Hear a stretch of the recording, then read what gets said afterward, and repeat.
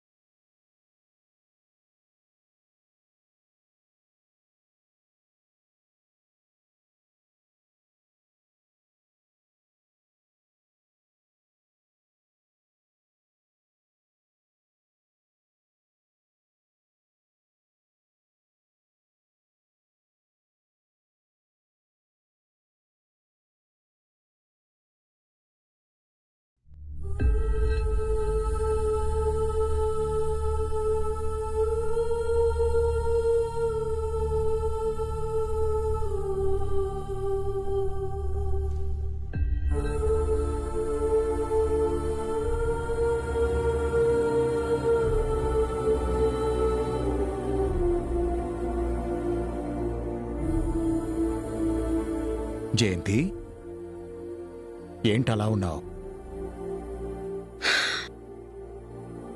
వసుని చూస్తుంటే చాలా బాధగా ఉందండి.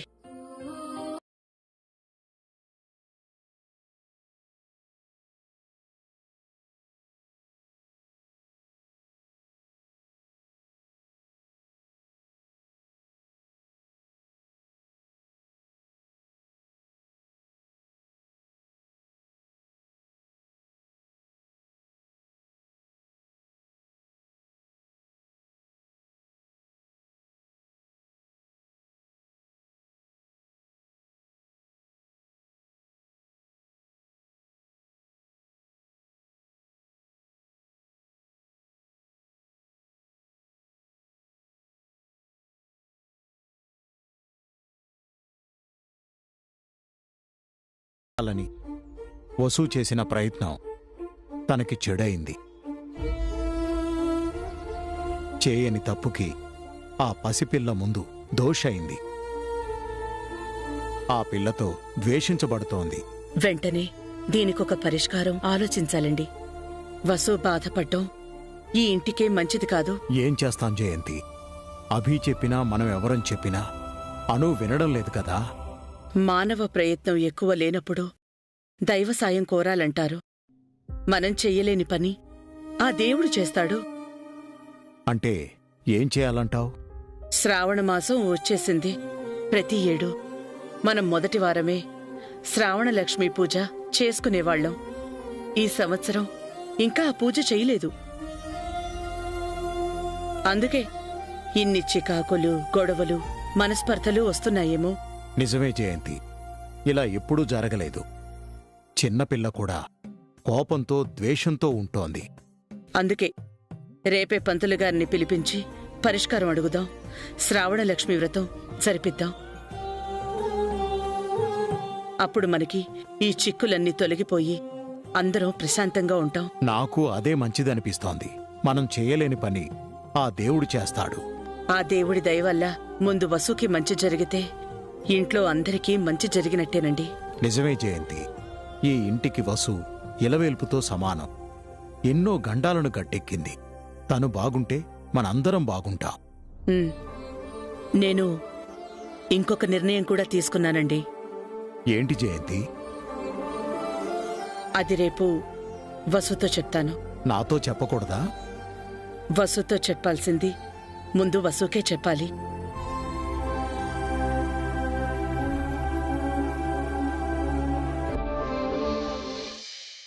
ఏంటి నన్ను రమ్మన్నారు? ఏంటి విషయం? ఒక ముఖ్యమైన పని కోసం మిమ్మల్ని పిలిపించాం.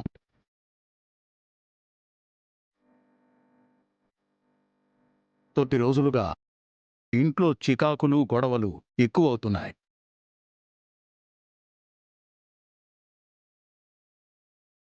ఎవ్వరికీ మనశ్శాంతి ఉండట్లేదు.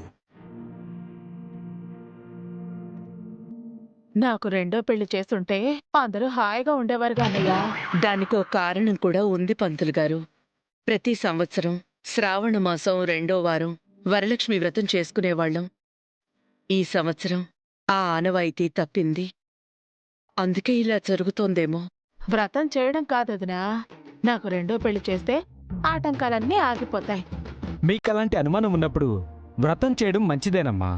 వరలక్ష్మి వ్రతం 2వ వారమే చేయాలని లేదు. 3వ వారం, 4వ వారం కూడా చేయొచ్చు.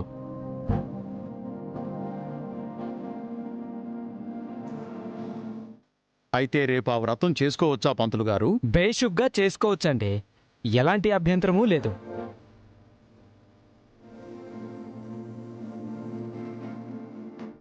సరే పంతులు గారు, రేపు ఉదయమే వచ్చి వ్రతం జరిపించి వెళ్ళండి. తప్పకుండానమ్మా. ఉంటానమ్మా, ఉంటానండి.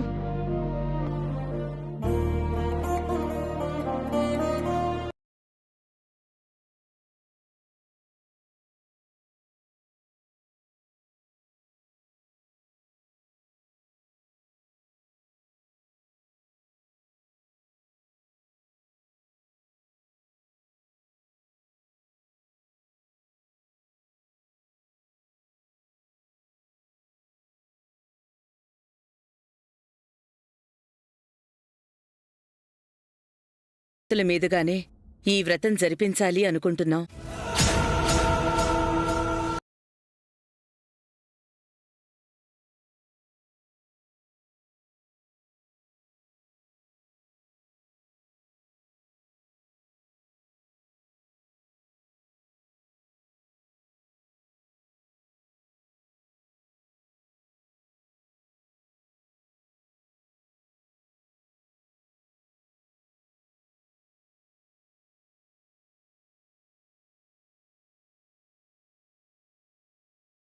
ఆయన వ్రతం చేస్తే బాగోదాకా?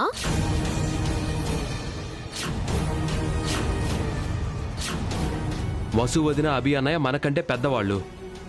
వ్రతము వాళ్ళు చేస్తేనే బాగుంటుంది. వ్రతానికి పెద్ద చిన్న తేడా ఉందిరా. మీ మావయ్య కనుక బతికుంటే నేను ఆయన కలిసి వ్రతం చేసుండేవాళ్ళం. అత్తయ్య, ఈసారి వసు అభిలే వ్రతం చేయాలి. హారిక అడుగుతుంది కదమ్మా, హారిక చేతుల మీదే చేయించండి. పద్ధతి తెలియని వాళ్ళు వ్రతం చేస్తే ఫలితం ఉండదభి. నువ్వు హారికకి ఆఫీస్ అప్పచెప్పావు, ఏమైంది? 50 లక్షలు నష్టం వచ్చింది.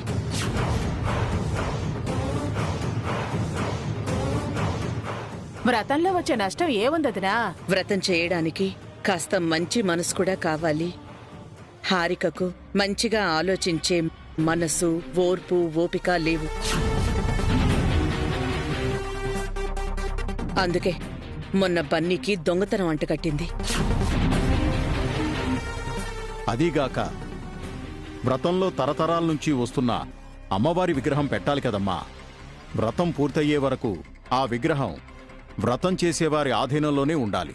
వ్రతం పేరుతో ఆ విగ్రహాన్ని హారికకు అప్పజెప్తే తను జాగ్రత్తగా చూసుకోగలదో లేదో.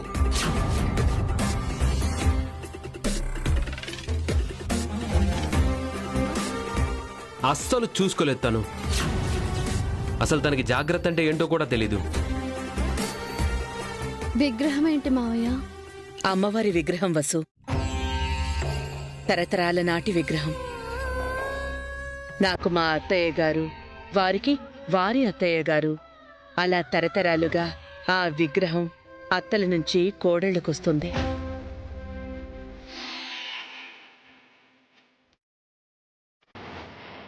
శ్రావణ మాసంలో ఆ విగ్రహాన్ని పూజలో పెట్టి వరలక్ష్మి వ్రతం చేయడం మన ఆనవాయితీ అమ్మా. నా గదిలో పెట్టెలో ఉంది. ఇవి ఆ పెట్టి తాళాలు. పూజకి ముందు ఆ విగ్రహాన్ని తీసి వ్రతమయ్యాక తిరిగి ఆ పెట్టెలోనే భద్రపరచాలి. ఆ విగ్రహం బాధ్యత నీదే. తీసుకో.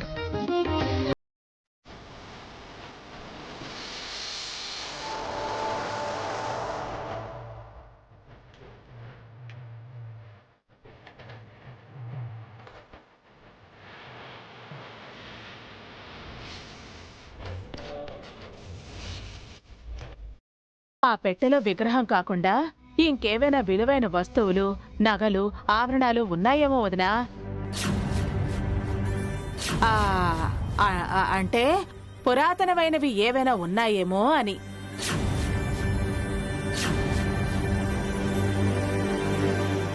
అన్నిటికంటే పురాతనమైన దానివి నువ్వే కదత్తయ్యా. నిన్ను తీసుకెళ్లి మ్యూజియంలో పెట్టాలి.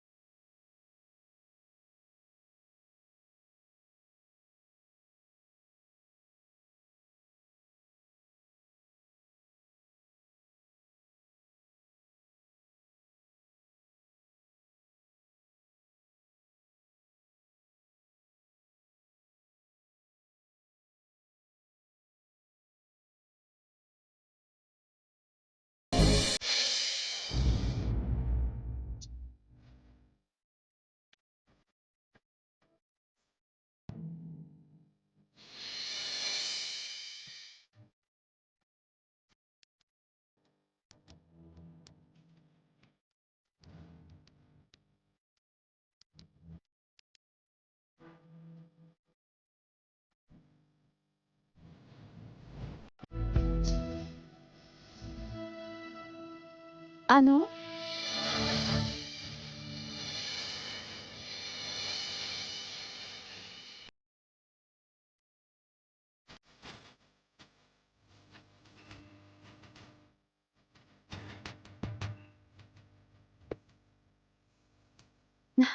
రేపు నువ్వు కొత్త డ్రెస్ వేసుకోవాలి, ఓకేనా?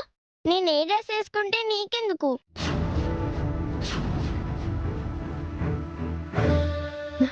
అది కాదు అను. నీ పని నువ్వు చూసుకో. నా గురించి నీకు అనవసరం. నువ్వు నా మమ్మీ కాదు.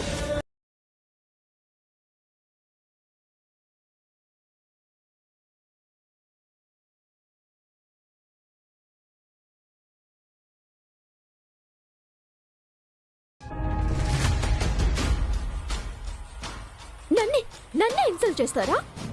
నన్ను చిన్న చూపు చూస్తారా? చెప్తా వీళ్ళ సంగతి.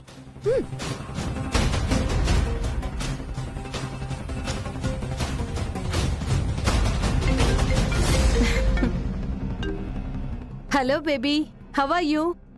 అస్సలు బాలేను. చాలా బ్యాడ్ పొజిషన్ లో ఉన్నాను. ఏమైంది బేబీ? ఈ ఇంట్లో నాకు అస్సలు రెస్పెక్ట్ లేదు. అందరూ నన్ను ఇన్సల్ట్ చేస్తున్నారు, చిన్న చూపు చూస్తున్నారు, కొంచెం కూడా వాల్యూ ఇవ్వడం లేదు. అప్పుడు జరిగింది అదే కదా, అందుకనే అఖిల్ని తీసుకొని మన ఇంటికి రమ్మని చెప్పాను. నువ్వే రాలేను అన్నావు. ప్లీజ్ మామ్, కాస్త నేను చెప్పేది విను. ఏంటో చెప్పు. రేపు ఇంట్లో వ్రతం చేస్తున్నారంట. నన్ను కాదని వసు అక్కతో వ్రతం చేయిస్తారంట. నన్ను వ్రతం చేస్తుంటే నేను పని మనిషిలో పనులు చేయాలంట. వ్రతం చేసే అర్హత నాకు లేదంట. అమ్మవారి విగ్రహం వసు అక్క చేతికిచ్చి తన చేతుల మీదుగానే రేపు వ్రతం చేయమన్నారు. నాకు ఎలాంటి విలువ గౌరవం ఇవ్వలేదు. ఇప్పుడేంటి, ఆ వ్రతం నీ చేతుల మీదుగా జరిపించాలా? కాదు, వసు అక్క చేతుల మీదుగానే జరగకూడదు. తనొక దేవతలా అందరూ ఫీల్ అవుతున్నారు, నెత్తిన పెట్టుకొని గౌరవిస్తున్నారు. అర్థమైంది బేబీ. ఆ ఇంట్లో వసుకి అవమానం జరగాలి, తన మీద ఉన్న గౌరవం అంతా పోవాలి, అంతేగా? అవును, నువ్వేం చేస్తావో నాకు తెలీదు. ఈ రోజు నేను ఇన్సల్ట్ అయినట్టు రేపు వసు అక్క అవమానపడాలి. ఇప్పుడు నేను పడుతున్న బాధకు రెట్టింపైన రేపు వసు అక్క ఫేస్ చేయాలి. అలాగే బేబీ, నువ్వు చెప్పినట్టే చేద్దాం. అలాగే అంటే కాదు, రేపు నువ్వు ఇక్కడికి రావాలి. తప్పకుండా వస్తాను బేబీ. ఆ వసు అవమానంతో ఏడవాలి, నువ్వు హ్యాపీగా సంతోషపడాలి. అది నేను కళ్ళారా చూడాలి. నేను నీ మాట నిలబెట్టుకోలేదు, కానీ నువ్వు నా మాట నిలబెట్టాలి. నా కోరిక తీర్చాలి. మాకు నువ్వు తప్ప ఇంకెవరున్నారు బేబీ? నీ బాధ నా బాధ, నీ హ్యాపీయే మా హ్యాపీ. Thank you ma'am. రేపు వ్రతం ఎన్ని గంటలకి? మార్నింగ్ స్టార్ట్ చేస్తారేమో. వ్రతం స్టార్ట్ అవ్వగానే ముందు నేనే వస్తాను. You don't worry baby. ఈ నైట్కి హ్యాపీగా నిద్రపో. రేపు నువ్వు కోరుకున్నదే జరుగుతుంది. Bye baby. బాయ్.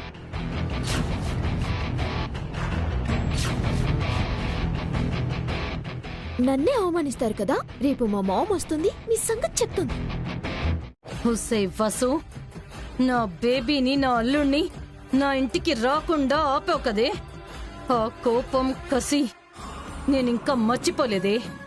రేపొద్దున నీ ఇంటికొచ్చి నీపై ఎలా పగ తీర్చుకుంటానో చూడు. తనివి తీరా నిన్ను ఏడిపించి కాని అక్కడి నుంచి నేను తిరిగి రాను చూడు.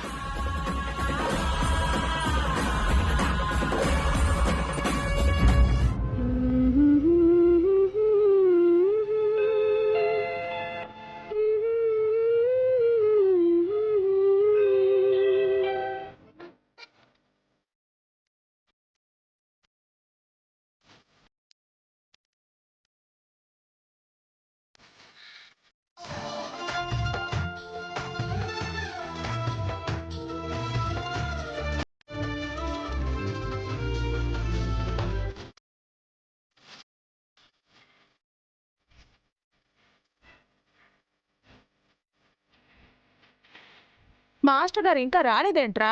మాస్టర్ గారి కోసం మేము వెయిట్ చేయాలి కానీ మీరు వెయిట్ చేయడం ఏంటమ్మా? అంటే మాస్టర్ గారు వస్తే మీరు చదువుకుంటారు కదా అని. మాస్టర్ గారు వచ్చినా రాకపోయినా మేం చదువుకుంటామమ్మా. నువ్వు మాత్రం మమ్మల్ని డిస్టర్బ్ చేయకు. ఫస్ట్ నువ్వు ఇక్కడ నుంచి వెళ్ళిపోమమ్మా. నేనుంటే మీకేంట్రా? ఇదిగో మీకు ముందే చెప్తున్నాను, మాస్టర్ గారి ముందు నన్ను అమ్మమ్మ అని పిలవకండి.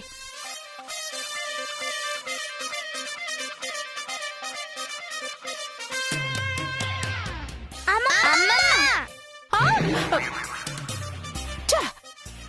అదే పిలవద్దు అంటున్నాను.